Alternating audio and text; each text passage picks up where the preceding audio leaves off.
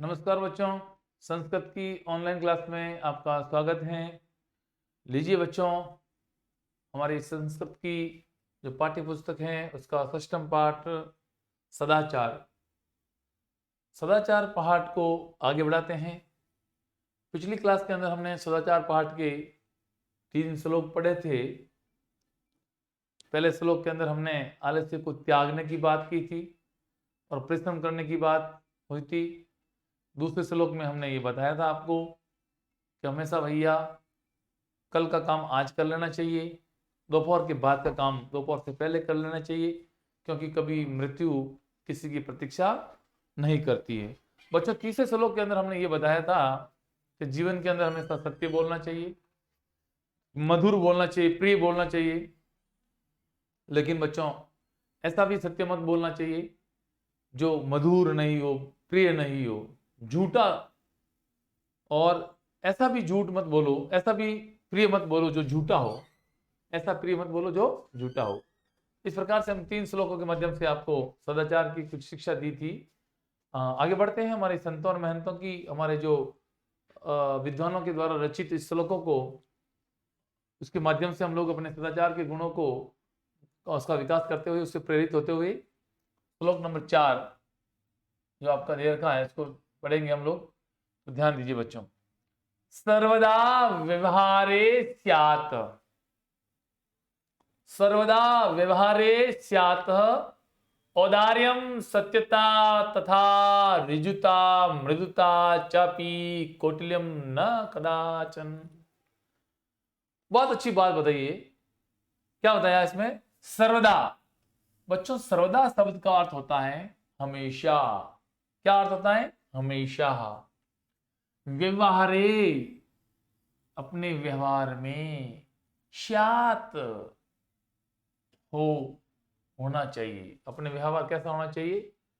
कहता है हमारे व्यवहार कैसा होना चाहिए? औदार्यम, हमारे व्यवहार में क्या होना चाहिए? सर्वदा व्यवहारे स्यात्, हमेशा व्यवहार में होनी चाहिए। क्या होनी चाहिए बच्चों? औदार्यम। बच्चों, औदार्यम शब्द का अर्थ होता है उदारता, उदारता के भाव, है ना? उदारता के भाव। एक तो व्यक्ति होता है बड़ा ही मतलब रोसीला व्यक्ति होता है, कड़क स्वभाव का व्यक्ति होता है, कटु स्वभाव का व्यक्ति होता है। एक उदार व्यक्ति होता है जो मनुष्य की पीड़ा समझता है, मानवता के गुण को समझता है। तो हमारे हमेशा हमारे व्यवहार के अंदर क्या होनी चाहिए?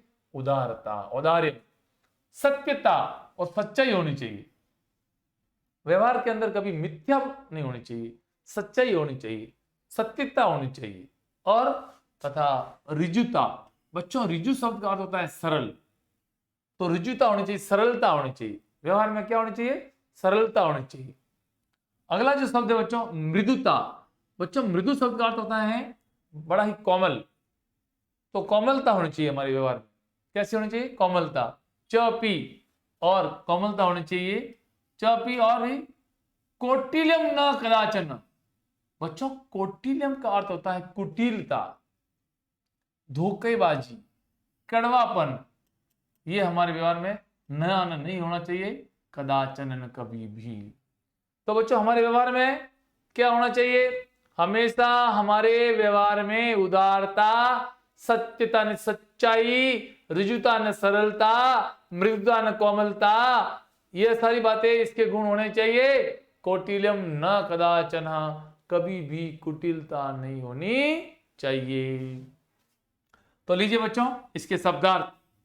तथा का अर्थ होता है उसी प्रकार, उसी प्रकार। ऋजुता, ऋजुता शब्द जो है बच्चों, इसका तात्पर्य होता है सरलता। क्या होता है बच्चों? सरलता। मृदुता शब्द जो है इसका तात्पर्य है कोमलता। क्या होता है बच्चों? कोमलता। और कौटिल्यम शब्द का अर्थ होता है कुटिलता। और सर्वदा शब्द का अर्थ होता है सदैव।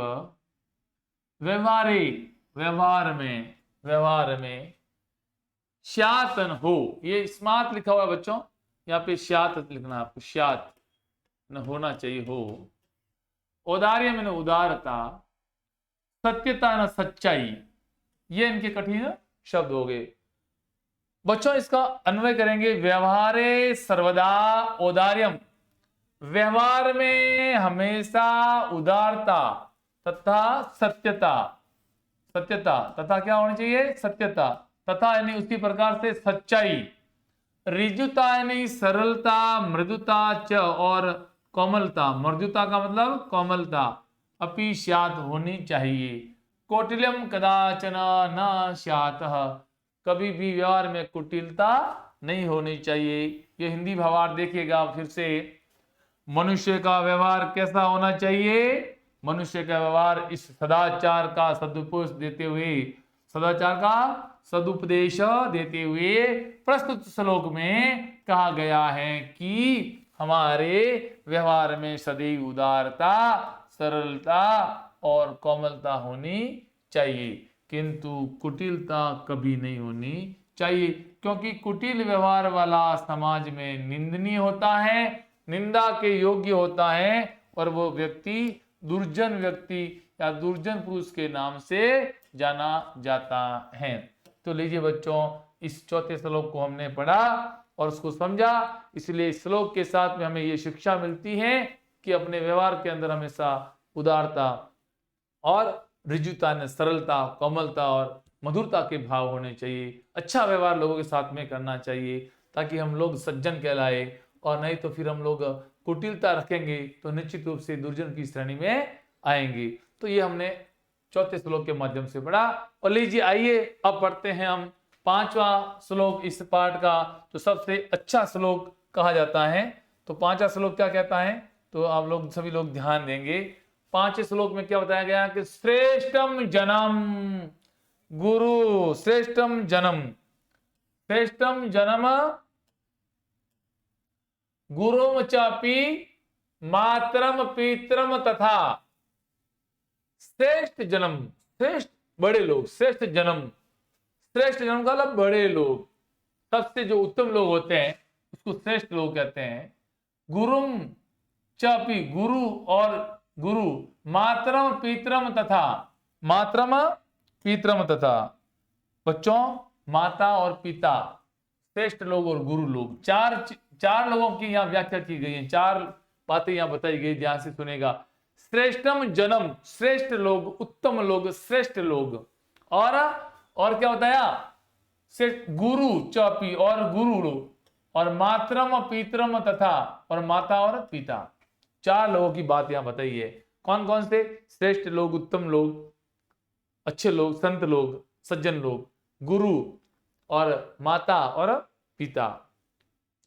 मनसा कर्मणा वाचा सेवेत सततम सदा, इन लोगों की हमेशा सेवेत सेवा करनी चाहिए, सततम यानी निरंतर, सदा यानी हमेशा, हमेशा इनकी निरंतर सेवा करनी चाहिए। और कैसे करनी चाहिए, मन से, कर्म से और वचन से। मनसा कर्मणा वाचा, मन वचन और कर्म से, मन कर्म और वचन से इनकी है जो निरंतर हमेशा सेवा करनी चाहिए। ये किसमें बताया गया है कि श्रेष्ठ लोगों की, गुरु की, माता की, पिता की, इन सब की मन वचन और कर्म से हमेशा लगातार सेवा करनी चाहिए। तो देखिए बच्चों, इसके शब्दार्थ, कर्मणा का होता कर्म से, वाचा यानी वाणी से, और सेवेत यानी सेवा करनी चाहिए, और सततम यानी लगातार, श्रेष्ठ यानी सबसे उत्तम को, और जन्म का मतलब लोग, मनुष्य, मनसा यानी मन से। और अन्वय करेंगे इसका, श्रेष्ठ जन्म, उत्तम लोगों का, गुरु मैंने गुरु, मातरम यानी माता जी, पितरम यानी पिताजी, अपी है ना, इसका भी मनसा वाचा कर्मणा, मन वचन और कर्म से, सततम सदा सेवित, निरंतर सेवा करनी चाहिए। लीजिए इसका हिंदी भावार्थ आपके सामने है। प्रस्तुत श्लोक में बड़ों की सेवा करने की हमें सत्प्रेरणा दी गई है, और सत्प्रेरणा देते हुए कहा गया है कि हमें श्रेष्ठ व्यक्ति, गुरुजन, माता पिता तथा माता और पिता की मन वचन एवं कर्म से निरंतर श्रद्धापूर्वक सेवा करनी चाहिए। तो बच्चों ये है जो आपके सामने श्लोक, आपका पांचवा श्लोक पूर्ण हुआ। लीजिए आगे बढ़ते हैं, श्लोक नंबर 6।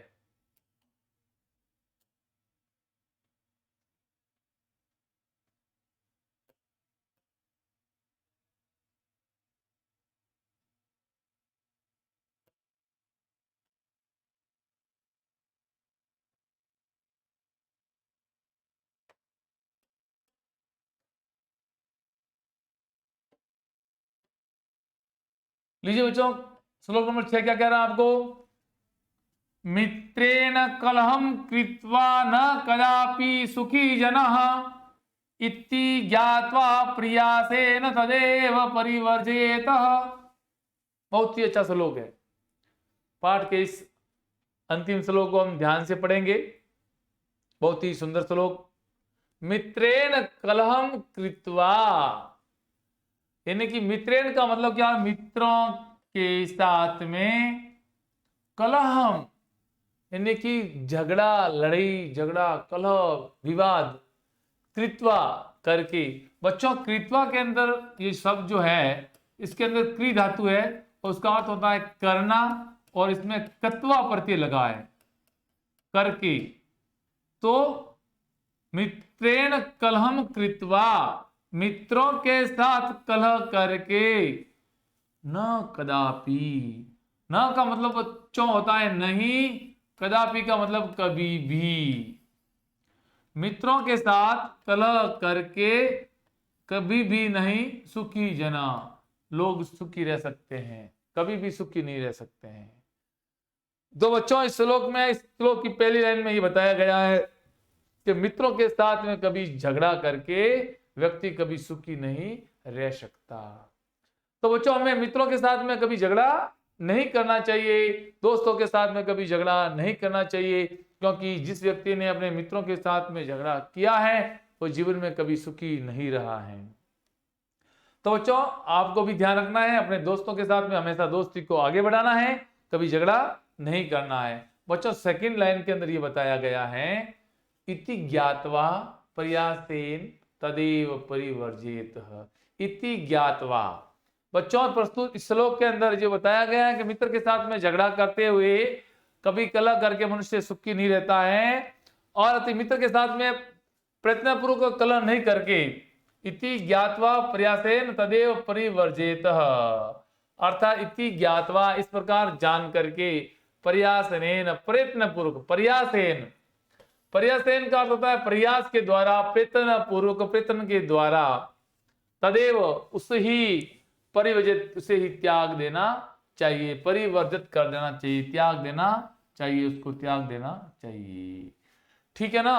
अगर आपको देखिए वापस देखिए, मित्रों के साथ में कलहम कृत्वा, मित्रों के साथ में झगड़ा करके, कलह करके, जनान लोग या दूसरे मित्र कदापि सुखी ना, कभी सुखी नहीं होते हैं। इति ज्ञात्वा, ऐसा ज्ञान करके, ऐसा सोच करके, ऐसा जान करके, प्रयास ने प्रयत्न पूर्वक तदेव उसको ही परिवर्जित, उसको छोड़ देना चाहिए, त्याग देना चाहिए, इस झगड़े को छोड़ देना चाहिए। तो लीजिए बच्चों इसके शब्दार्थ देखिएगा। शब्दार्थ में ज्ञात्वा शब्द का अर्थ होता है जान करके, प्रयासेन का अर्थ होता है प्रयत्न पूर्वक, प्रयास के द्वारा, प्रयास करते हुए, तदेव, तदेव का अर्थ होता है उसी ही, और परिवर्जित, परिवर्जित शब्द का अर्थ त्याग देना चाहिए। क्या कर देना चाहिए? त्याग देना चाहिए। बच्चों मित्रेण जो शब्द है इसका अर्थ होता है मित्र के साथ। किसके साथ? मित्र के साथ।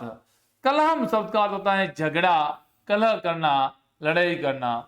कृत्वा शब्द है करके, और कदापि शब्द का अर्थ होता है कभी भी।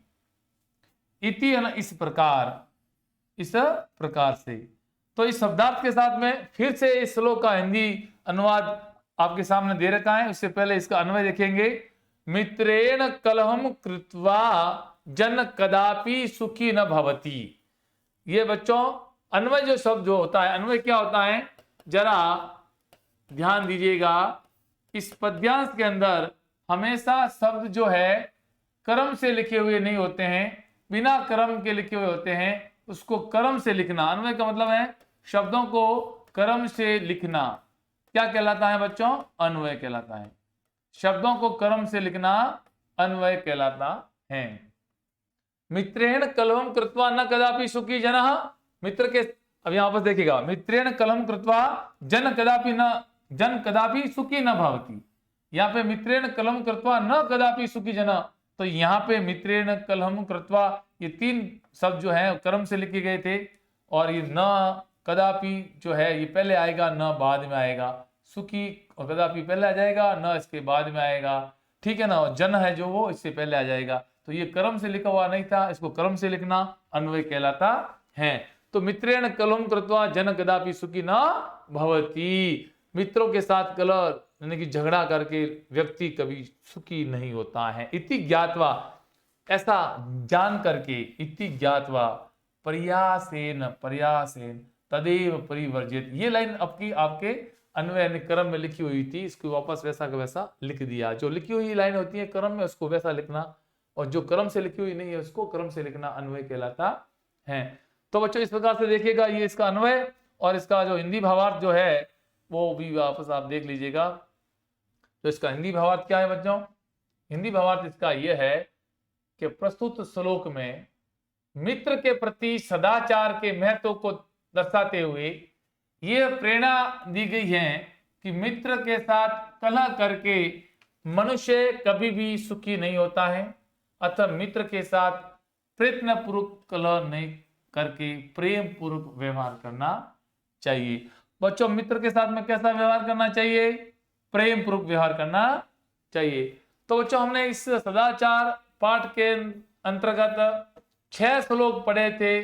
उस 6 श्लोकों में हमने पहले श्लोक के अंदर आलस्य को त्यागने की बात कही है, क्योंकि आलस्य मनुष्य के शरीर का सबसे बड़ा शत्रु होता है और परिश्रम जो है सबसे बड़ा बंधु होता है, भाई होता है, और उसको करके मनुष्य कभी दुखी नहीं होता है। इसकी बात की है। दूसरे श्लोक में हमने कहा कि हमेशा अपना काम अपने समय पर कर लेना चाहिए, कल का काम आज ही कर लेना चाहिए और आज का अभी कर लेना चाहिए। ऐसी इसमें बात बताइए, क्योंकि मृत्यु किसी की प्रतीक्षा नहीं करती है। बच्चों तीसरे श्लोक में सत्य बोलने की बात बताई गई है। बोला सत्य बोलना चाहिए, प्रिय बोलना चाहिए, और ऐसा भी सत्य न बोलो जो अप्रिय लगे मनुष्य को, और ऐसा भी प्रिय मत बोलो जो झूठ हो, क्योंकि ये सनातन धर्म बताता है, हमारा प्राचीन काल से चला आ रहा है। चौथे श्लोक में बच्चों हमारे व्यवहार की बात बताई गई है कि हमारे व्यवहार में उदारता होनी चाहिए, सच्चाई होनी चाहिए, सरलता होनी चाहिए, कोमलता होनी चाहिए, कभी जीवन के अंदर कुटिलता नहीं होनी चाहिए। बच्चों 5 श्लोक के अंदर श्रेष्ठ जन, उत्तम लोग, गुरु, माता और पिता, इनकी मन, वचन और कर्म से लगातार सेवा करनी चाहिए। और 6ठे श्लोक के अंदर बच्चों मित्र के साथ में कभी लड़ाई झगड़ा नहीं करना चाहिए। जो मित्र के साथ में लड़ाई झगड़ा करता है वो कभी सुखी नहीं रहता है। ऐसा जान करके हम मित्रों के साथ में लड़ाई झगड़े को हमें प्रयास के साथ में उसको त्याग देना चाहिए और उसके साथ में अच्छा व्यवहार करना चाहिए। इसी के साथ में ये आज का आपका लेसन कंप्लीट होता है। और बच्चों इसके प्रश्न उत्तर के लिए मिलते हैं अगली क्लास में, तब तक के लिए नमस्कार।